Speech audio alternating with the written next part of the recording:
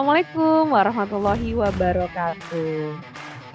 Shalom, Om Swastiastu, Namo Buddhaya, salam kebajikan. Semangat pagi keluarga BDK Makassar. Ada saya Tenti dan rekan saya. Saya Via. Yap, dan sekarang kita ada di program Lego Lego. Ya, Lego. Apa tuh Lego Lego, Via? Kamu masih ingat nggak? Lelah gon, lega on. Ya kan? Yes, setuju banget. Sesuai dengan pengumuman yang sudah dari kemarin ada di YouTube channel, kemudian di sosial media kita. Ini program yang akan hadir setiap hari Sabtu jam berapa tuh, Via? Jam 9 pagi, Bapak Ibu. Nah, dan di program ini kita akan berdiskusi ya kalau kita sekarang ada di lingkungan BDK Makassar, baik itu yang di Sulawesi Selatan, Barat dan Tenggara, pasti ini ya di madrasah atau di tempat kerja kita ada saja isu atau tren terbaru yang itu bakalan jadi topik seru di setiap kali Lego talk show ada gitu. Wow, oke, kita tunggu ya. Ya, jadi nanti Bapak Ibu juga bisa ikut komen di chat room apa topik terbaru yang bisa kita bahas setiap minggunya. Nah, kali ini kita mau bahas apa nih, Via? Kali ini kita mau bahas tentang perilaku yang mungkin hampir sebagian dari kita sering melakukan ya, Bapak Ibu. Namanya prokrastinasi. Apa tuh? Ya, ini kayaknya makanan apa lagi nih ya? Saya juga bahasanya susah sekali. Tadi sampai berkali-kali hafal ini cara sebutnya gimana. Ternyata mesti googling dulu untuk bisa baca prokrastinasi. Ini berkaitan dengan apa nih, Via?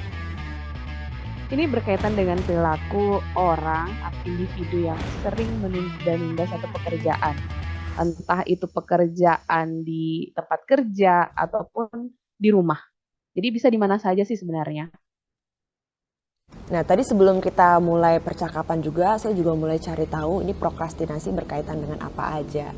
Ternyata ada beberapa alasan nih, sister, kenapa seseorang melakukan prokrastinasi. Nah, ini kalau dari saya nih ada 4 hal. Yang pertama itu karena protes ya, ini biasanya sengaja. Jadi kita mesti bedakan dulu nih katanya, prokrastinasi itu sama malas. Jadi kalau malas itu artinya ada kerjaan tapi kita memilih tidur, gak ngapa-ngapain, rebahan, itu namanya malas Oke. ya. Tapi kalau Ya. prokrastinasi itu lebih kepada ada satu pekerjaan inti atau wajib, tapi kita memilih melakukan pekerjaan yang lain gitu. Jadi kita bukan rebahan, gak ngapa-ngapain, tapi ngelakuin Oke. pekerjaan lain. Itu biasanya bentuk protes sih, karena ya bisa jadi kayak kita nih. Biasanya yang milenial kayak kita, aduh ngaku-ngaku milenial. Biasanya milenial, Padahal, ya emang padahal sih, di kan ujung kita belum tanduk masuk ya. kolonial ya. Padahal biasanya alasan protesnya itu karena nggak mood gitu kan. Contohnya apa tuh? Ya. Kayaknya Via ada pengalaman nih tentang prokrastinasi yang protes.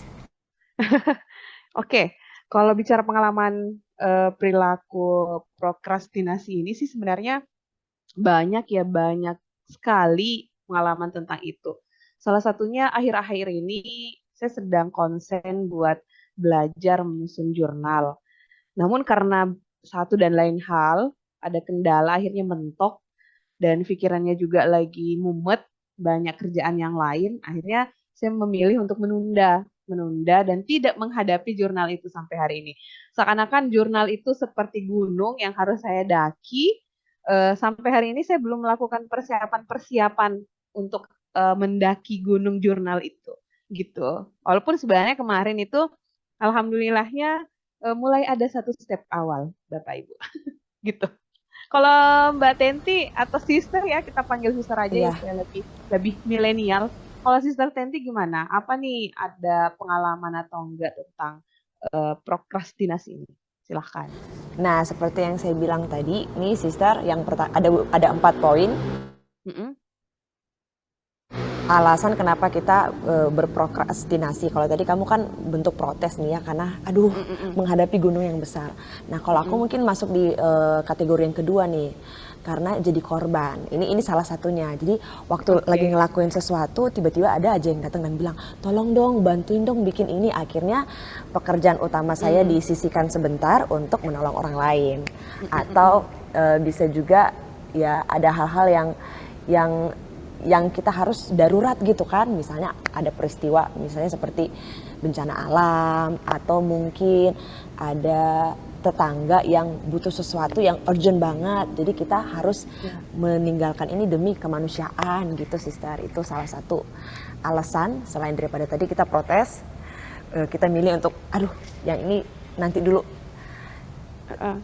sekarang mengalihkan perhatian sama yang lain yang memberikan kita rasa kepuasan gitu ya. Nah kalau yang aku tuh tipe yang korban. Kamu ada pengalaman Oke. nggak kalau yang kategori kedua ini? Kalau aku sih tipe apa ya? Kalau aku sepanjang tahu prokrastinasi itu seperti apa, aku tuh lebih tipe orang yang menjadikan prokrastinasi ini sebagai pelarian, sebagai bentuk defense mechanism aku untuk lari dari satu tugas yang saya tidak suka, tapi saya harus kerjakan. Akhirnya saya memilih untuk mengambil pekerjaan yang lain, yang lebih menyenangkan, yang lebih bisa saya selesaikan, walaupun sebenarnya satu saat pekerjaan yang saya tunda ini akan tetap saya hadapi. Jadi lebih pada pelarian sih sebenarnya.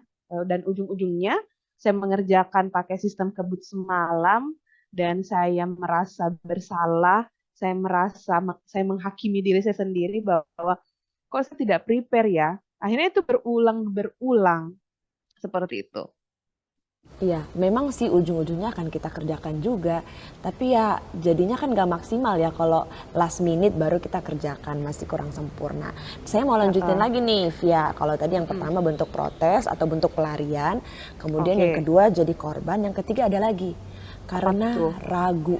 Biasanya kita tuh bingung ngerjain ini, kita nggak tahu nih bisa ngelakuin apa enggak. Jadinya Mm-mm. karena kita ragu, kita mikirin terus, jadi kita kan susah ya. Daripada susah, Mm-mm. mending cari kegiatan yang bikin bahagia deh. Nah Mm-mm. gitu. Itu salah satu juga Te- masuk kategori yang pertama tuh, pelarian juga nih masuk nih. Betul sih. Contoh yang saya kasih tadi sebenarnya masuk di kategori ketiga ya kali ya. Iya, iya Heeh. bisa bisa masuk di Jadi kategori itu ketiga juga. bentuk bentuk pelarian sih, bentuk pelarian. Kalau pengalamannya aku sih gitu, bentuk pelarian dari sesuatu yang saya tidak suka. Akhirnya saya memilih pekerjaan yang lain, aktivitas yang lain yang lebih, ya minimal saya lebih saya akan punya rasa menyelesaikan sesuatu walaupun bukan pekerjaan yang harusnya memang saya selesaikan gitu. Nah itulah serba-serbi Pro, prokrastinasi. Dan yang iya ini terakhir nih, oke. itu berkaitan dengan kesempurnaan. Perfeksionis ternyata jadi kendala juga. Hmm, betul sekali tuh, betul Iya, betul.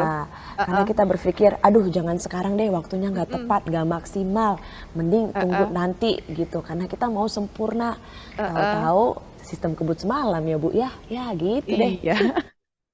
Ya gitu. Aku mau bagi satu cerita nih tentang prokrastinasi. Susah sekali aku sebut nih, sister. Jadi pernah nih pengalaman aku waktu waktu nyusun skripsi. Waktu aku nyusun skripsi itu apa ya?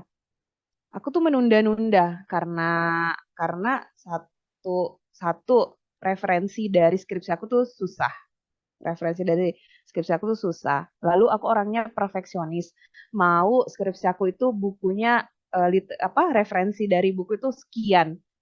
Dan itu lama prosesnya, lama aku cari di Google, aku cari di toko buku dan itu lama. Akhirnya setelah bertapa bersemedi dan meninggalkan skripsi itu aku anggurin deh skripsi itu.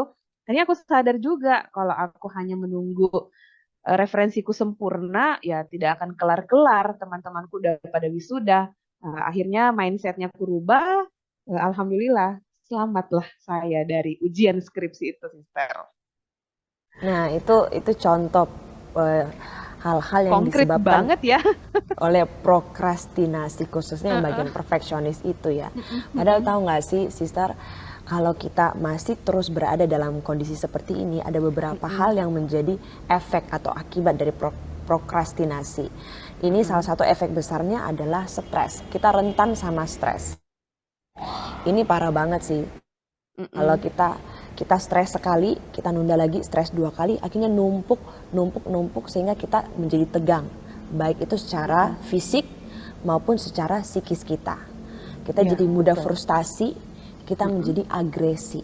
Nah, ini agresi ini Mm-mm. Mm-mm. sikap yang reaktif, Mm-mm. pemarah, bisa Betul, betul. bisa menyakiti orang lain, dan itu Iya. ujung-ujungnya akan membuat imun tubuh kita lemah. Nah, ini jangan Apalagi sampai nih. apalagi sekarang kan udah musim pancaroba ya.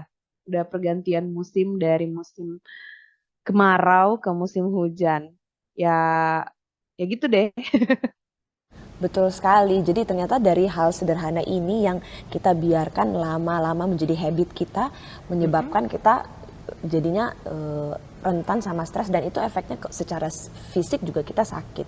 Nah, selanjutnya juga Iya. akan membuat kita menyesal karena kita ya aduh nggak maksimal, sistem kebut semalam jadinya miss banyak hal, sehingga kita jadinya memendam perasaan menyesal, kita jadi pendendam, terus jadi sering merasa kesepian. Bayangkan, dari prokrastinasi efeknya menjadi kesepian. Betul. Wow, Mm-mm. Kemana-mana. iya, Kesepian. Satu kemana-mana, kata yang eh, eh, yang zaman sekarang bener. itu orang takut ya kesepian. Walaupun mereka di sosmed itu aktif banget membuat status, bahkan mungkin bisa 24 jam handphonenya dipegang dengan keramaian dan kesibukan di sosmed itu tidak menghilangkan yang namanya kesepian Iya, ya. Mm-mm. betul. Nah, gimana nih, Via? Kita udah lihat ini isu yang terjadi dan banyak dialami oleh Mm-mm. sejuta miliaran umat manusia yang ada di bumi ini. Mm-mm. Kita saat ini BDK Makassar mengcover dunia pendidikan, khususnya Mm-mm. di Kementerian Agama di wilayah kerja kita Sulawesi Selatan, Barat, dan Tenggara. Oke. Nah, kayaknya nih ya, hal-hal seperti ini kan udah menumpuk nih dari dulu banget. Mm-mm. Gimana kira-kira langkah supaya kita mulai potong nih, mulai memutuskan kebiasaan ini dari untuk generasi selanjutnya. Kira-kira ini Oke. kita mesti menemukan nih metode yang tepat untuk Bapak Ibu guru yang ada di madrasah-madrasah. Mungkin oke. Makasih ya, Sister. Yes, silakan. Kita Aku sambil mulai dulu. Iya, aku mulai dari berpikir. pengalamanku dulu lah. Aku mulai dari pengalamanku dulu. Jadi eh, walaupun sebenarnya apa ya, tidak tidak mungkin menghilangkan eh, sifat atau sikap prokrastinasi ini secara permanen. Artinya kita kita mengusahakan dengan tips-tips dan masukan-masukan dari ahli psikolog misalnya untuk mengurangi perilaku menunda-nunda ini. Kita katakan menunda-nunda aja ya Mbak Tenti. Iya, soalnya kalau prokrastinasi terus lidah kita bisa kelipet. Jadi kayaknya itu lebih, bahasa Iya, Indonesia lebih cocok. iya. Oke, jadi kalau cara aku sih sepanjang ini dengan pertama mengubah Mm-mm. konsep atau pandangan saya tentang satu tugas. Jadi ketika saya Iya. menemukan satu tugas yang berat, Mm-mm. saya apa ya, memandang itu sebagai tugas yang harus saya selesaikan Iya. dengan tidak mengikutkan atau mengurangi sifat perfeksionisnya itu. Jadi eh, apa ya, gimana ya membahasakannya, Mbak Tenti? Mungkin kita perlu Hmm. menyadari bahwa kita tuh terbatas kali ya, Oh Via. iya, betul sekali, betul sekali. Kita perlu dulu menyadari, ya benar sekali. Kita perlu menyadari dulu bahwa tugas yang berat ini akan kita selesaikan sedikit demi sedikit, walaupun itu sebenarnya kita sedang berusaha untuk menuju ke kesempurnaan yang kita inginkan. Walaupun sepanjang perjalanan itu ya kita juga tidak bisa 100% tidak melibatkan kekurangan-kekurangannya kita. Mungkin kayak gitu ya. Iya, betul sekali. Tips Heeh. tips apa pola pikir cicil menyicil ini kayaknya bagus sekali ya untuk Iya, meredam segala bentuk tunda menunda. Ya, kita iya. mulai mulai sedikit demi sedikit sampai akhirnya di time limitnya kita bisa menyempurnakan lebih lagi daripada Mm-mm, last minute baru kita mulai kerjakan itu nggak akan maksimal. mm-mm. Tapi kalau cicil-cicil, nah itu Iya, biasanya betul aman. sekali. Namun perilaku menunda ini, Sister, juga itu bukan bukan hanya untuk satu pekerjaan yang berat sebenarnya. Misalnya aktivitas sehari-hari. Misalnya nih di akhir pekan kan biasanya kita, apalagi kalau kita udah masuk di dunia kerja, akhir pekan itu kan bagaikan surga ya. Bisa bangun tanpa memikirkan harus cek log, bisa bisa leyeh-leyeh di kasur sampai pukul 10 pagi misalnya. Iya. Ini curhat ini Bu Perilaku ya. nggak juga sih. Kayak, eh, jadi perilaku menunda itu bukan hanya sekedar tugas yang besar sebenarnya. Misalnya kita sudah program hari Sabtu saya mau olahraga. Setelah olahraga saya mau mencuci pakaian misalnya. Setelah mencuci pakaian saya mau mau membersihkan rumah misalnya. Tapi karena kita mau malas-malasan, akhirnya sebentar, sebentar deh saya lakukan. Itu kan bentuk dari perilaku menunda-nunda juga sebenarnya. Mm-mm. Betul. Jadi Kalau ternyata kalau kalau menunda sister gimana mengisi akhir pekannya? Apa memang udah terschedule di hari Jumat itu Jumat malam atau malam Sabtu udah dischedule nih hari Sabtu aku mau ini dan ini. Dan itu semuanya tereksekusi sesuai dengan apa yang sister sudah tulis. Nah, dari penjelasan kamu tadi, saya jadi Mm-mm. teringat juga bahwa ternyata Mm-mm. menunda pekerjaan bukan cuma untuk perkara yang besar saja, tetapi banyak hal-hal Iya. sepele yang kita tunda, malah menumpuk-numpuk. Jadinya ketika tiba di suatu waktu harus mengerjakan Heeh. semuanya Iya. secara dalam satu masa itu kita jadi capek juga ya, Iya, karena betul betul. nunda-nunda. Nah, Heeh. kalau saya pribadi untuk akhir pekan nih, karena tadi konteksnya kita masih bahas akhir pekan, biasanya Mm-mm. tuh saya kebetulan saya ini orang yang sangat struggle dengan memori saya nih, Via. Jadi Oke. saya sangat mengandalkan buku catatan. Kemanapun saya Oke. pergi, buku catatan saya ada, ditambah dengan Heeh. ini segala macam flag-flag yang ada di atasnya Mm-mm. untuk menjelaskan ini catatan apa aja. Nah, di Mm-mm. catatan itulah yang menolong saya untuk tetap on schedule, on track. Jangan Oke. sampai ada hal-hal yang miss. Nah, kalau Heeh. akhir pekan biasanya udah tersetting sih di pikiran saya itu biasanya hari untuk jemur baju atau ngelipat baju atau setrika baju Mm-mm. gitu, karena minggu depan sepanjang Mm-mm. seminggu pakaian itu akan digunakan untuk berkantor. Biasanya itu di akhir Beraktivitas ya. pekan. Betul, betul Mm-mm. sekali. Jadi kalau saya pribadi yang menjadi jurus Mm-mm. ampuh yang sudah saya hidupi selama bertahun-tahun adalah Mm-mm. dengan catatan. Oh, dengan catatan ya. Dan penting juga sih sebenarnya kita merubah cara pandang kita dari menunda-nunda. Saya pernah membuktikan ya, Sister. Saya pernah membuktikan eh, apa ya? Saya coba membandingkan bagaimana saya menghabiskan spend my time itu sejam hanya untuk scroll sosmed dengan sejam saya melakukan aktivitas di rumah. Ternyata setelah saya bandingkan, sejam saya melakukan aktivitas di rumah itu ternyata banyak aktivitas yang positif yang itu akhirnya menyelesaikan tugas-tugas yang tertunda sebelumnya hanya dalam waktu sejam itu. Padahal ketika saya scroll Instagram, membalas chat WA, itu akan sejam itu sebentar loh, sister. Kalau kita hanya fokusnya di sosmed. Namun ketika kita melakukan aktivitas yang lain, saya bisa menyelesaikan melipat pakaian, saya bahkan bisa membersihkan kamar, saya bahkan bisa sampai ngepel-ngepel kamar, membersihkan dapur itu dalam waktu sejam. Jadi sebenarnya eh, Tuhan sudah kasih kita waktu yang sangat longgar sebenarnya. Namun kitanya saja yang terkadang lupa menghabiskan di mana dan tidak mungkin kita juga tidak menyusun skala prioritas kegiatan kita seperti apa.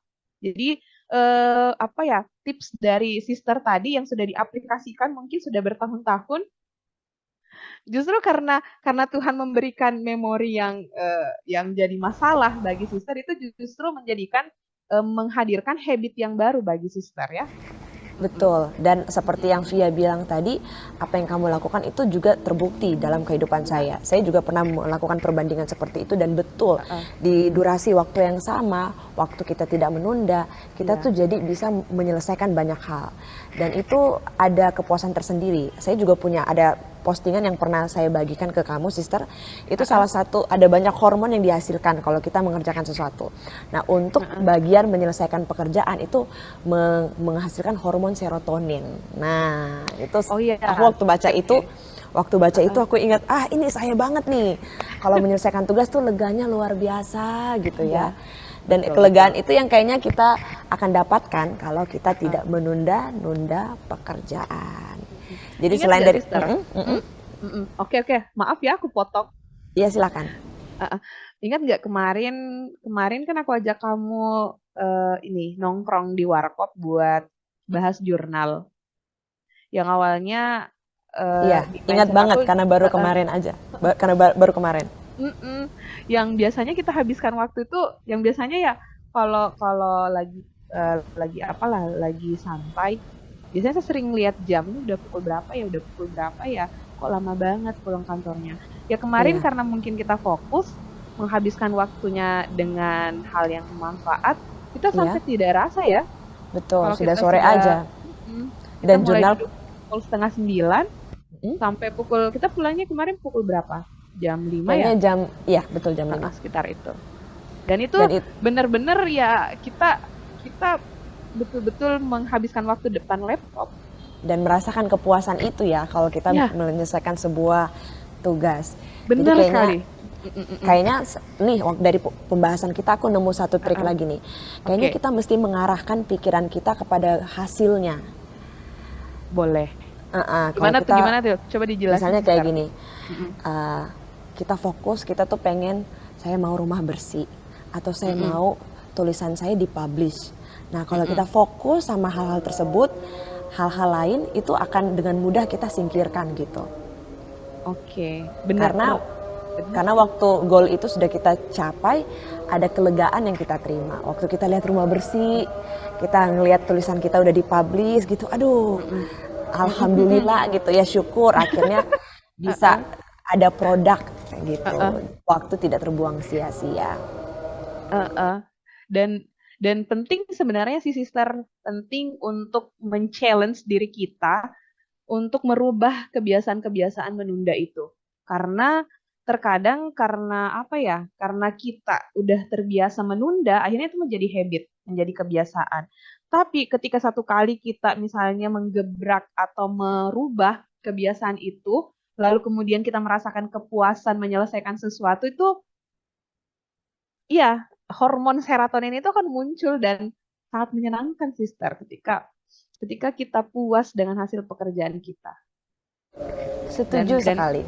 dan harus dibiasakan, diulang terus Dibiasakan. menerus. Iya.